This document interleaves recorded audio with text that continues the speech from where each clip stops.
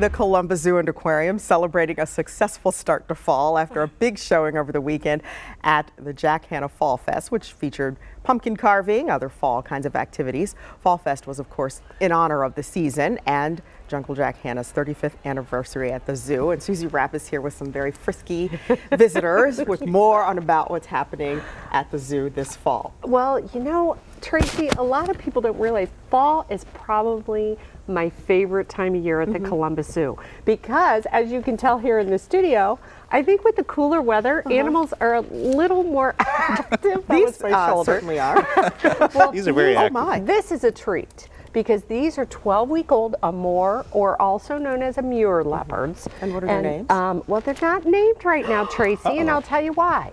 Because these guys are going to go on exhibit in the spring at the Columbus Zoo. Do you know where the lions are? Kind of the lion-tiger exhibit. That's going to change, and it's going to be because the lions are moving up to Africa, and these guys are going to move down there, which kind of is themed better because that's kind of our Asia area. Okay. So it's going to be great. But we're going to auction off their names at our Wine for Wildlife, which is a big conservation event that we have on October 12th. And 100% of the proceeds are going to go back into conservation. That's great. And for this animal, you're looking at less than 40 of these in the wild, originally found in Southeast Asia. There's a handful of them in Russia, some in China, but less than 40. I mean, this animal doesn't have much chance for survival. And of course, the #1 reason is loss of habitat. But these animals were poached for their coats as well. They are beautiful, beautiful animals. More critically endangered, more are in zoos than are actually in the wild.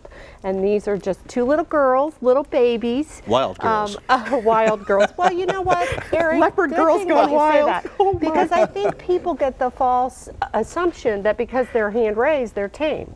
It's impossible to tame a wild animal. The only thing we can do is train them, and that's what we're doing at the Columbus Zoo. We're training them, and then eventually these guys are so valuable that they will go into a breeding program. So we had to hand raise them. We're hand raising them. They'll go on exhibit and for people to enjoy and people to see. They're eager to explore. Oh, Yes, they they love are. to explore. They're you know, I like to tell people when little cats are about anywhere from 3 to 6 months old, they're very comparable to the terrible twos. Oh, I remember. So, you've been there. Yes. So, zoo a great time. What about hours? Same. Well, no, we're back to our fall hours, so Okay. it's 10 to 5 Okay. now, and which is fine until Boo at the Zoo, which Okay. Eric was talking about Yes. a minute ago. Boo, love at Boo at the the Zoo Zoo. is going to be the last 2 weekends in October, and that's when we'll be open at nighttime for the kids on Friday night and Saturday night.